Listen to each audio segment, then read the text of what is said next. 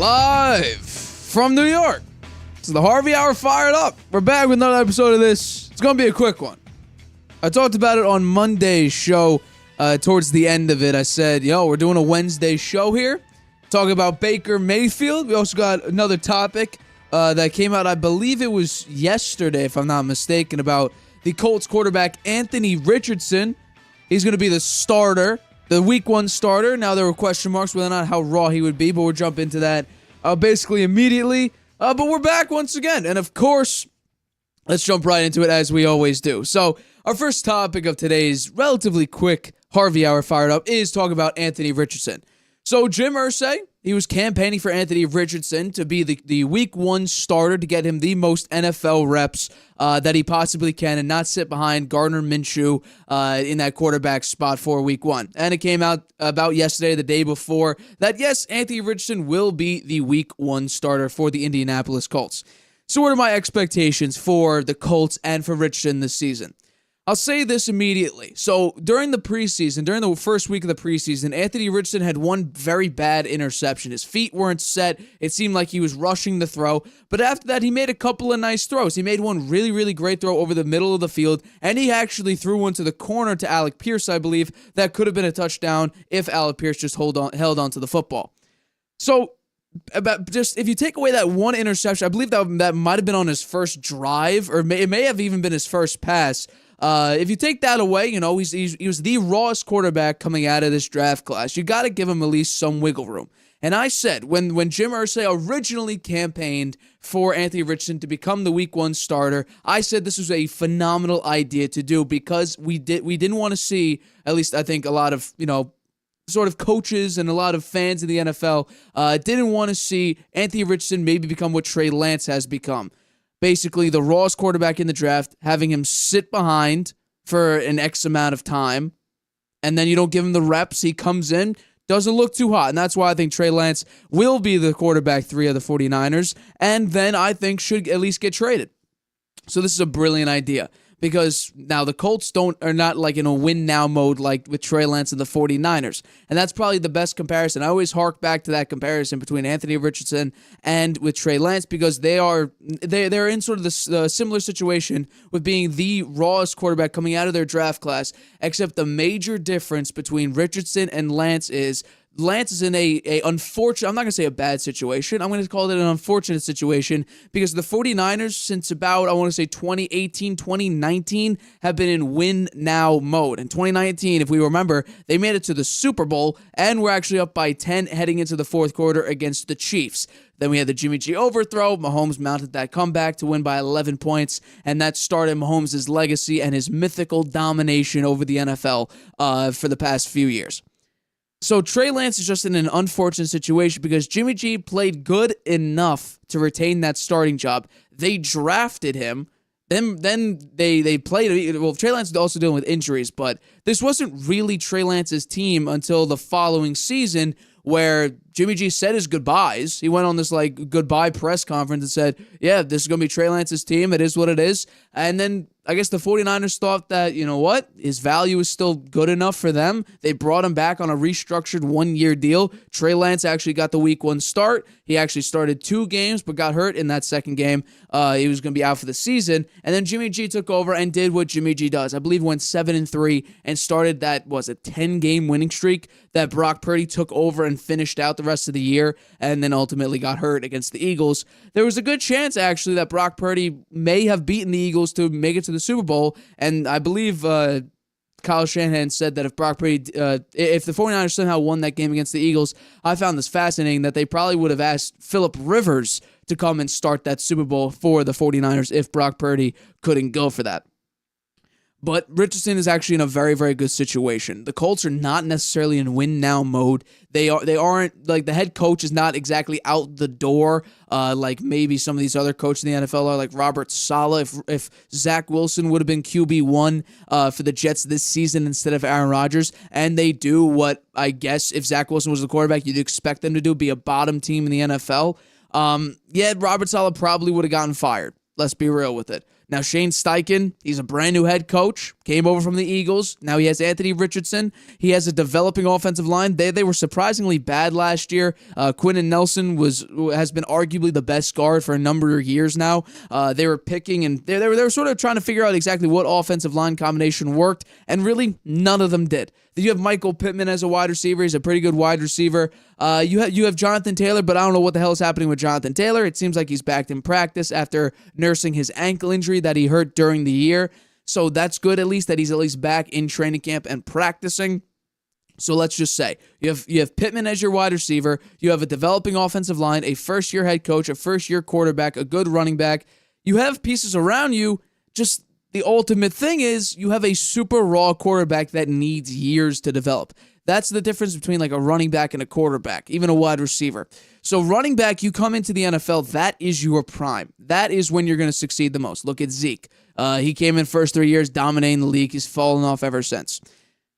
Quarterback, you have a little bit of leeway with them. It depends on the situation, but generally, in all facets, really, of many teams, like the 49ers situation, I think is an outlier with Trey Lance, but generally, you have about 3 years to develop into the quarterback that you will become, or that you're not good enough and you'll be their backup, or you get bounced around the league and you may start again, maybe like a Baker Mayfield.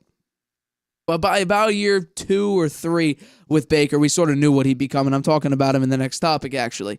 So the Colts actually have some wiggle room now. Now, do they have 4 years of wiggle room?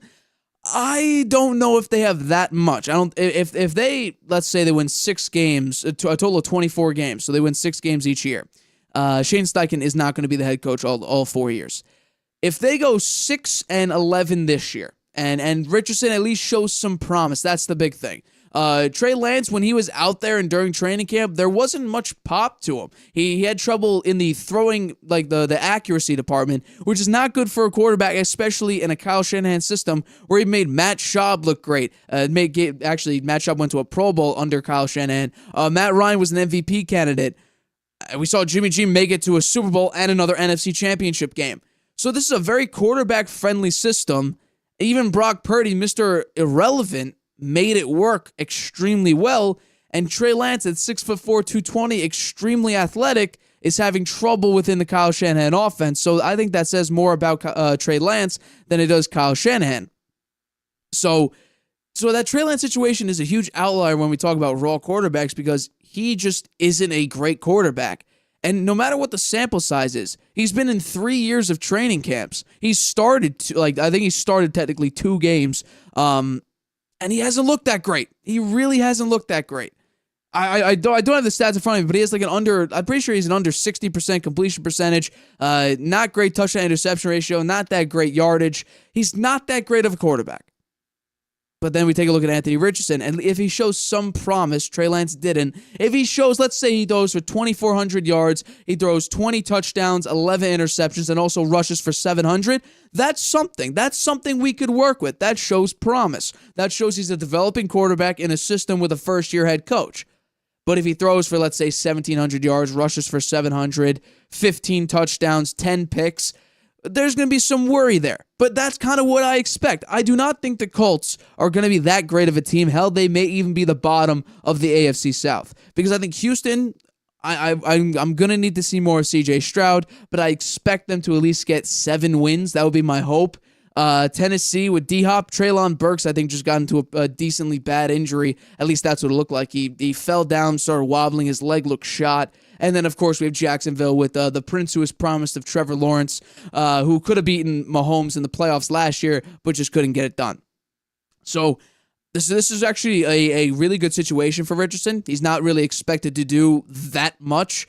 The question is, though, what will Jim Irsay do with Jonathan Taylor? Is Anthony Richardson going to cut into some of Jonathan Taylor's yardages so you don't need to pay him the big dollars? You can go out and get a lesser tier running back and sort of let Anthony Richardson do his thing, because we see this on a number of teams with good quarterbacks. They don't need an all-star running back. They don't need a superstar running back to help them. I mean, look at Mahomes. Some of the biggest runs in the playoffs were from Mahomes, not Pacheco, not for Clyde Edwards-Helaire, not from any of the running backs, not from McKinnon, from Patrick Mahomes. Josh Allen. The Bills haven't really gotten a top-tier running back. I mean, Devin Singletary isn't that good. James Cook is very, very promising, but he's not an all-time running back in the league right now. It's mainly Josh Allen who's the one running the ball a lot. You even have Lamar Jackson, J.K. Dobbins, and Gus Edwards, even Mark Ingram. They're not super top of the league in rushing. Are they efficient in running the ball? Yeah, but the main rusher of that team, the true rusher, the one that generates the most, hype and power and confidence is Lamar Jackson. Now, a team like the Colts, is Anthony Richardson going to be that top-tier quarterback that could be explosive, that could be athletic, that could be, sort of, not obviously your primary rusher because you want your running backs to be that, but can he be that explosive rusher like a Mahomes, like a Lamar Jackson, like a Josh Allen? We'll have to wait and see. So I get this Jonathan Taylor situation. It's going to be interesting to see how it develops, but hey, if Anthony Richardson is that guy, he's super raw. We're going to see a lot of mistakes, but we saw it in the preseason game. After that interception, he sort of settled down, stepped into his throws, made a couple very, very nice throws, so we at least saw some promise there. And so I expect, Anthony Richardson to develop. Shane Steichen's a very intelligent guy. We're going to see exactly how the Colts do, but if I had to make a prediction today, the Colts are not going to be very good. Do I think they'll be better than last year at a solid 4-12-1? Yeah, I do. However, I also thought Matt Ryan would be an upgrade over Carson Wentz last year, and it was a cataclysmic failure. So who exactly knows? The NFL is a largely just shot in the dark type of a league. So we're going to have to wait and see. But I fully expect the Colts to go 5-12, 6-11. Obviously missed the playoffs. Obviously look terrible. But if Anthony Richardson himself shows some promise, that's where you get your positive outcome. That's where you say, okay, this guy could play in the league. We just need to keep developing him because of how raw he actually is. All right, let's get into our next topic here.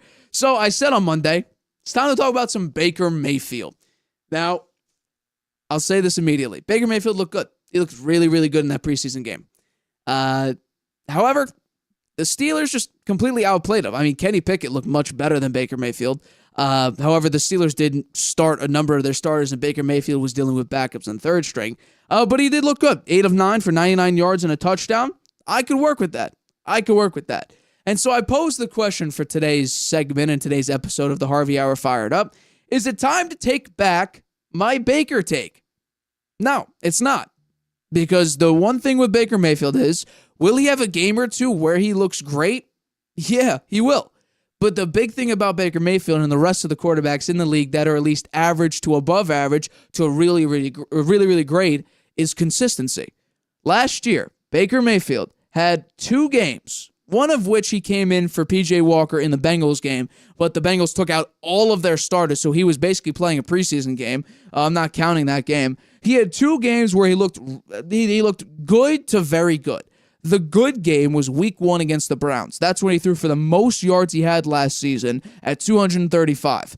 He threw for 1 touchdown, 1 pick, had under 60% completion percentage. However, he probably should have won that game. The only other game where he looked really, really good in is against the Denver Broncos. He threw 85.7% completion percentage. He threw for 230 yards. He had 2 touchdowns, no interceptions. Outside of him playing the Bengals backups, that was his highest passer rating game. So he played very well in that game. But the rest of his time last season wasn't very good. Hell, it was terrible. I brought this up before, and I keep mentioning it, but this is the truth. Amongst 33 qualified quarterbacks, this was Baker Mayfield.